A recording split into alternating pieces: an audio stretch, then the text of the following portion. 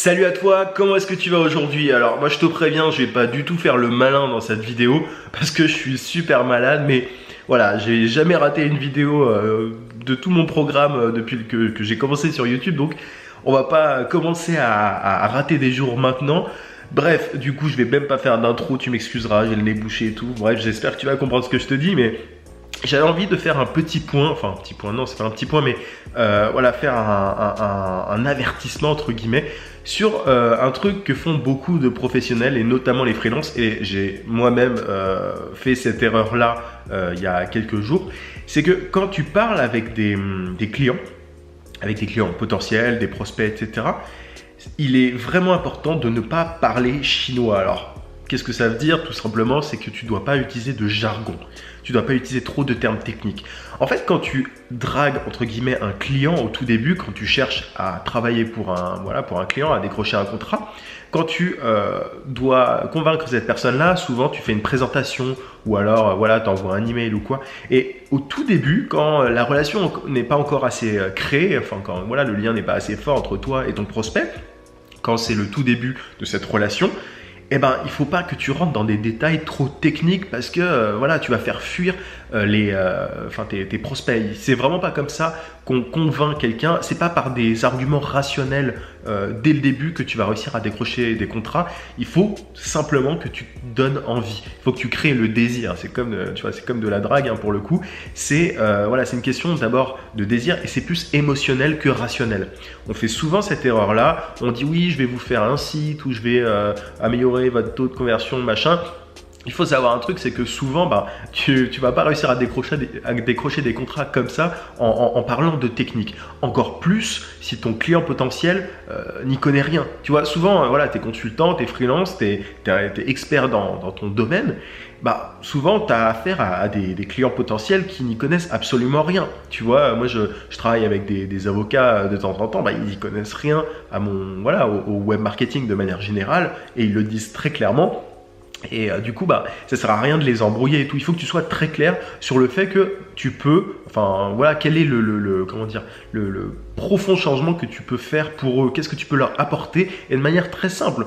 Tu vois, si tu peux leur apporter des clients, il faut que tu leur dises et de manière, il faut que tu fasses comprendre un tout petit peu comment. Mais commence pas à dire oui, je vais vous faire de la publicité ultra ciblée, puis du retargeting, machin, ça regarde que toi. Si tu es graphiste, là c'est un exemple. Si tu étais consultant web marketing comme moi, mais si tu es graphiste, c'est pareil, tu commences pas à utiliser des oui, alors la couleur n'est pas, j'en sais rien, je suis pas graphiste d'ailleurs, mais commence pas à être technique. Je me suis rendu compte de ça il y a quelques jours. J'étais en train de parler à des clients potentiels et 2 fois j'ai fait cette erreur-là dans la même journée. La première fois, la personne m'a dit votre présentation très bien, mais est-ce que vous pouvez me dire clairement qu'est-ce qu'il faut que je fasse, qu'est-ce qu'il faut qu'on fasse pour améliorer, pour régler mon problème. Et du coup, je me suis dit, mais attends, mais je viens de tout détailler dans ma présentation, comment ça se fait qu'il me redemande ce que je viens de lui dire, quoi. Et en gros, il m'a dit, mettez votre présentation de côté et dites-moi concrètement,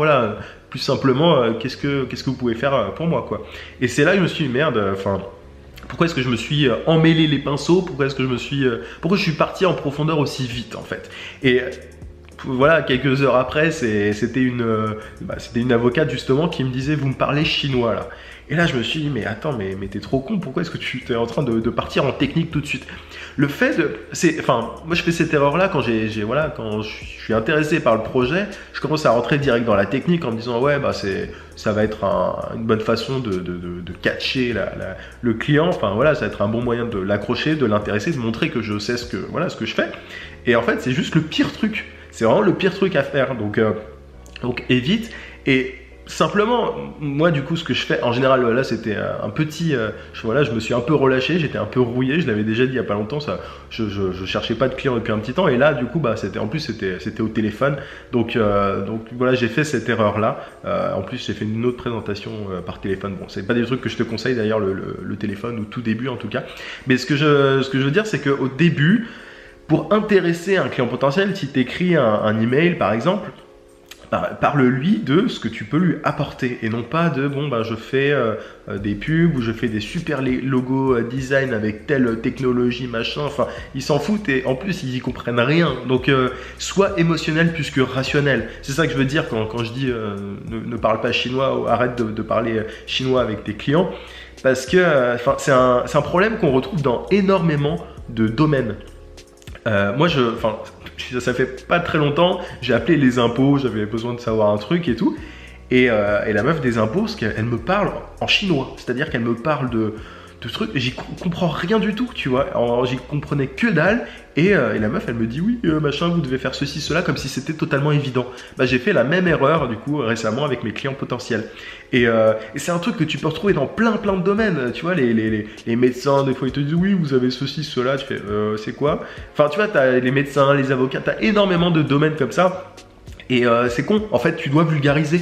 Tu dois pas chercher à montrer ton expertise. Et parfois, tu cherches même pas à montrer ton expertise, tu veux juste, tu parles comme ça parce que voilà, c'est une déformation professionnelle, tu vois. Des fois, je lui dis voilà le terme taux de conversion et tout, je me dis mais attends, mais je suis trop con. Enfin, la personne en face de moi, elle comprend pas, elle sait pas ce que ça veut dire. Donc concrètement, qu'est-ce que je peux apporter à cette personne en quelques mots très simples? Qu'est-ce que je peux faire pour aller? Et c'est juste ça que tu dois faire au début. Après, éventuellement, tu vas pouvoir rentrer dans les détails quand la personne va t'interroger. Mais commence pas avec un discours ultra technique, ultra rationnel et tout, c'est du chinois et c'est pas comme ça que tu séduis un client.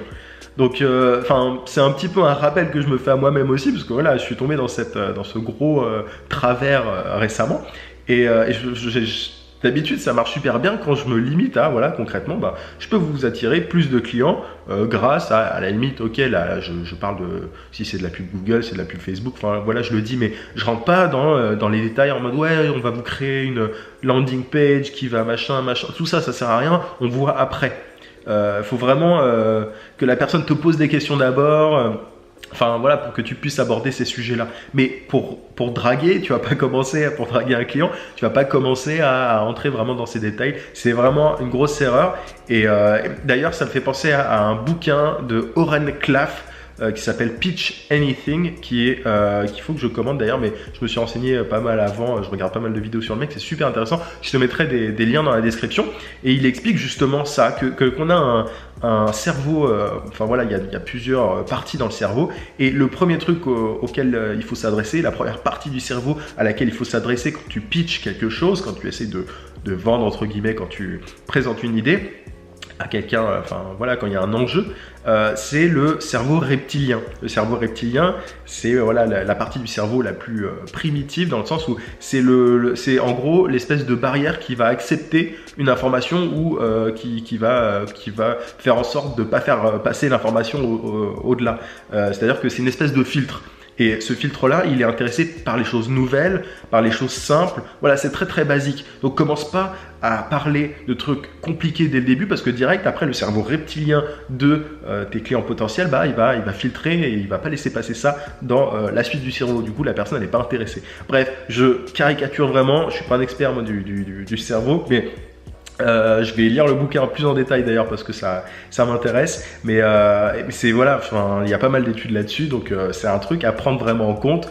Voilà, parle pas chinois tout simplement, parle français, français évidemment, mais si tes clients sont français, mais surtout parle avec des termes simples.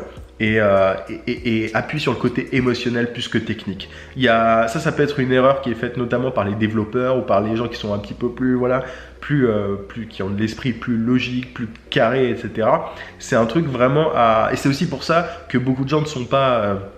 que beaucoup de freelance techniques en fait ne sont pas des bons vendeurs entre guillemets, c'est parce que du coup ils s'attachent à l'aspect ultra technique et c'est une grossière erreur. Bref, voilà un petit peu ce que je voulais te dire dans cette vidéo. J'ai parlé longtemps, désolé, j'ai même pas fait d'intro. Bref, la vidéo est longue comme d'habitude. Dis-moi si mes vidéos sont un petit peu trop longues actuellement, j'ai un peu peur de ça. Si c'est intéressant, c'est pas plus mal je pense. Bref, dis-moi ton avis en commentaire. Je t'invite à télécharger juste ici sur le i ma formation vidéo gratuite pour trouver des clients rapidement en freelance. N'oublie pas de liker cette vidéo et t'abonner à la chaîne si c'est pas déjà fait, pardon. Je te dis à demain 18h comme d'habitude. En attendant, n'oublie pas, vie sans limite. À plus.